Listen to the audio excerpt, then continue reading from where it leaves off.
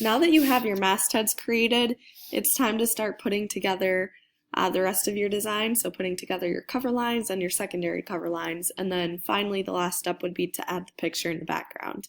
But as you're putting everything together, some of the main things to think about is the unity of your final magazine.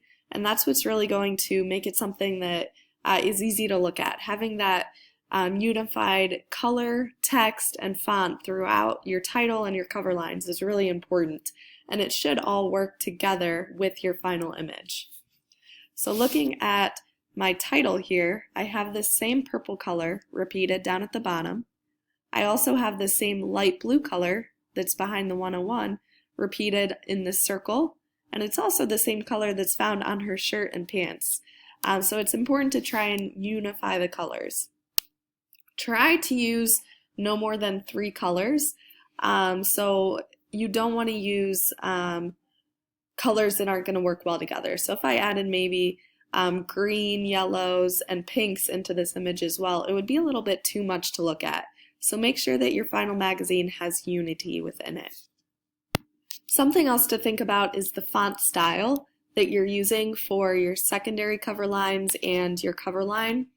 Even if you used a fancy font for your title or your masthead, you aren't necessarily going to want to repeat that throughout your image. So you want to try and keep it simple when it comes to the text of your of your cover lines and your main cover story. So keep it simple with the font that you're choosing. Some of the fonts that work really well is fonts that, again, don't have extra maybe curls or loops to them, just something simple such as maybe a Times New Roman. This one here would work pretty well. I used on mine Arial, which works as well. It's just a simple font that's not going to be too distracting. Because within a magazine, there is a lot that's going on. You have your titles, you have your cover lines, and if you're using different fonts and different colors, it's going to distract from your photo, which you still want to stand out within your image.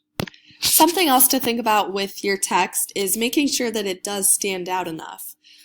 So if I had a darker background behind this where it says how to find the right doctor, that might be a little bit difficult to read. So make sure that the color you choose makes it easy to see. Something else you might want to try that will add a little bit of dimension to it and make it stand out more is to add a drop shadow. So if you notice behind most of my cover lines here, I have a drop shadow added. And that really adds an extra effect, makes it look a little more three-dimensional and stands out. So to do that, I'm just clicking on my text, right-clicking, going to Effects, and then Drop Shadow. And from there, you can adjust and edit some of those settings. The next thing that's important as you're putting together your cover lines and secondary cover lines is the margin that goes around your magazine. Right now I have my margins hidden, but if I hit the W on my keyboard, you can see where all of these lines are, all of these guidelines for each of my boxes. And I tried to line up the text along this purple margin that goes around the outside. So you can see how I have both of these cover lines, how to find the right doctor for your child, all lined up at the same spot, that same line that my masthead is. And that just keeps it consistent. And then same thing with the left side. I have this 101 that lines up with the fall outfits to try. So that's something that you need to definitely keep in mind. So you don't want to have your text all over the place. Keep it in line, keep it neat so that it is easy to read and follow along with. Now we're going to get started actually putting your magazine covers together. So starting out, you should open up all 3 of your mastheads. I only have one right here. But what you would do to get started is just delete the 2 that you're not going to be working with. So if I had 2 at the bottom here, I would click and drag across to highlight them, and then just hit delete on your keyboard and it should get rid of your last 2 mastheads. Make sure that you add your date to your magazine. So I'm going to use my text tool here and add a date at the top. I'm going to make mine December and then 2017. And choose the font that you want for that, again by highlighting it and selecting at the top. I'm just going to use Arial to keep it simple, and then I'm going to change the size, make it a little bit bigger so it's legible, and I'm going to move it so that it fits right at the top here. You could also put your title at the bottom, either way is fine, or your date. And then the next thing I'm going to do is add my tagline. So my magazine is about parenting, so my tagline I'm going to add on a new layer. So I'm going to add a new layer, lock my masthead just so again that's not going anywhere. And then when I add this new layer, I'm going to make sure that I'm on it when I'm adding my text. I'm going to click and drag across. I want it to only go out to the margin. And then I'm going to type in my tagline, which again is like a slogan. So mine says, if I go back to my magazine, everything you need to know about raising a child. So I'm going to type that in.